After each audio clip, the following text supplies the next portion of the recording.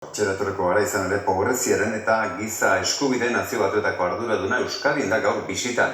Pobrezia duen eragina aztertu nahi du eta horretan ibiliko da astebetez Espainiar estatuko hainbat erkidegoetan. Philip Alston eta bere taldea etxerik gabekoekin eta pobrezian bizi diren hainbat pertsonarekin elkartu dira Bilbon.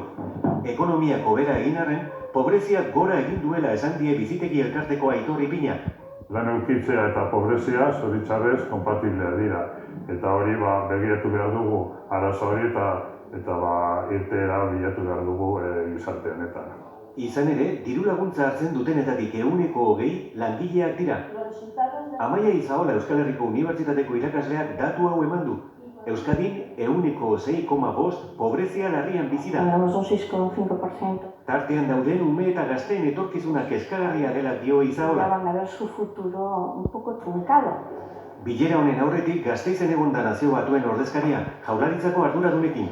Zer laguntza eta zerbitzu dauden azaldu eta gaur jakin den datu honen berri eman die. 4% igo dela babes sozialaren inbertsioa Euskadin azkenengo urtean, ez?